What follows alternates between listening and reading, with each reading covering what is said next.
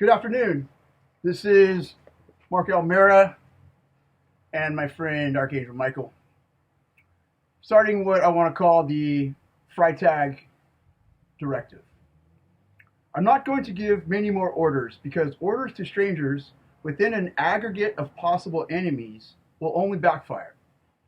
I've constructed a few outlines of important values, key points, enlisted fire team construction, and leadership command construction that may or may not be necessary.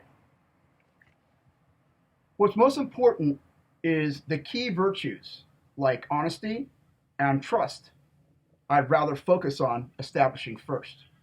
That way, we have a common core of values and virtues to thrive for, not a dictatorial directive or manifesto with no clear goals or the means to enforce the directive. As this is not a dictatorship nor a standing army. This is the heavenly army of hosts, with the sole intent of bringing peace, justice, love, and balance to the world in the blessed name of Jesus Christ. If this could be done strictly by prayer and virtuous living without firing a shot, that would be optimal.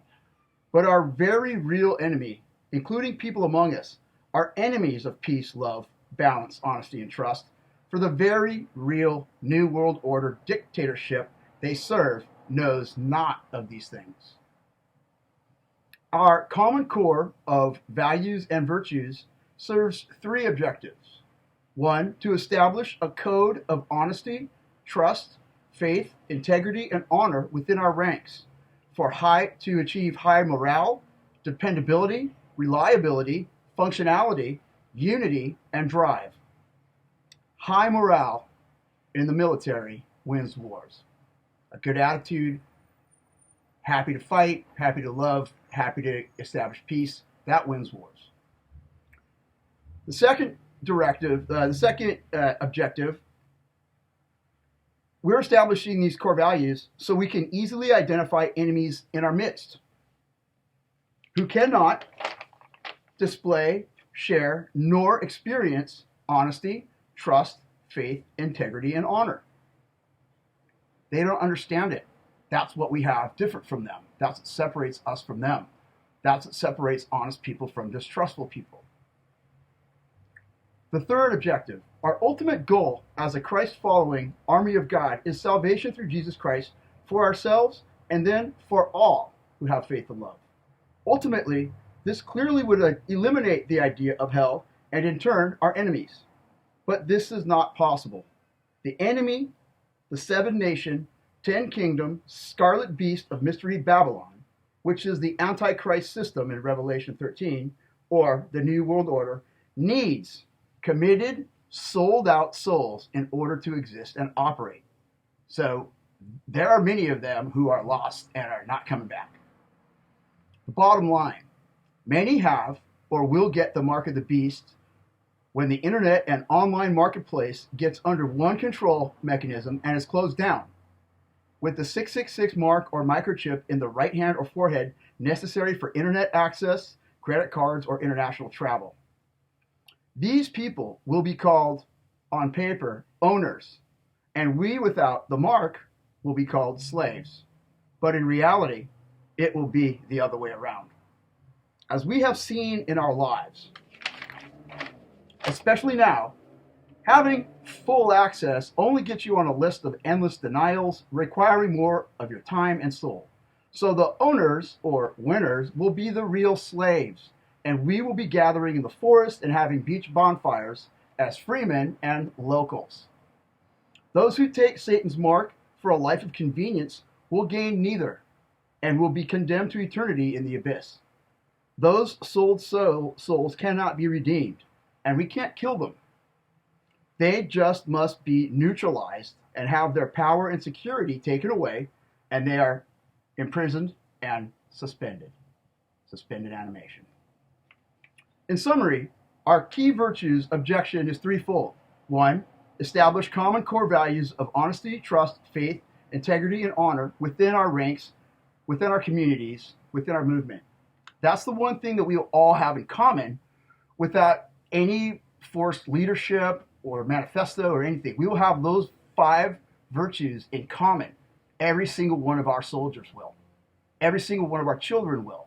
Not only will it save our souls in this life, it will unite us, and we'll be able to identify each other by an honest handshake and a look directly in the eye. Through this, we can identify the clear enemy, which do not nor cannot display nor experience these virtues.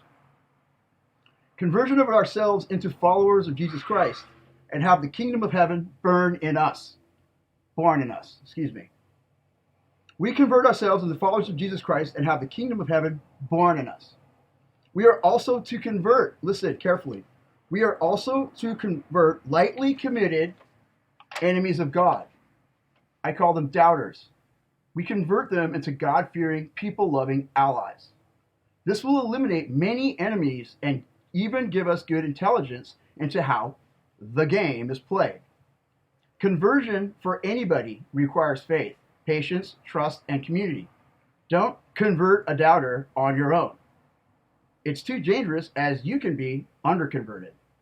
Instead, bring the recovered doubter, if you feel they have a chance for redemption in Jesus Christ, before the local community and community councils, which you set up yourself. There's no formula or anything. They're already in place.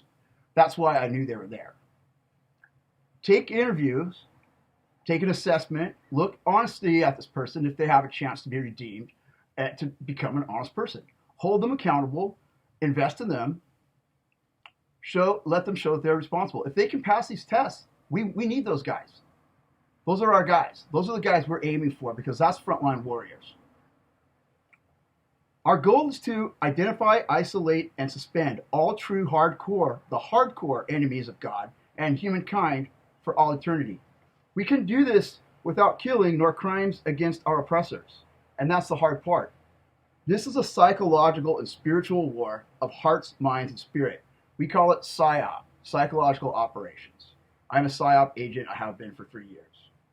This is where we will have the upper hand by being virtuous.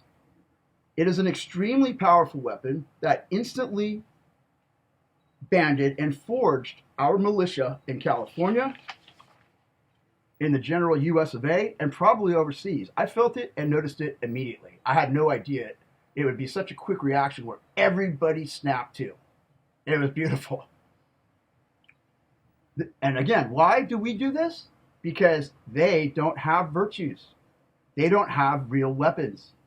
Only games, shadows, deceit, threats, casted voices, bumps in the night, and fear. These things do not unite a tribe. They do not unite an army. They divide, as I've watched hateful groups attack each other my whole entire life. As Jesus said, a house divided upon itself will not stand.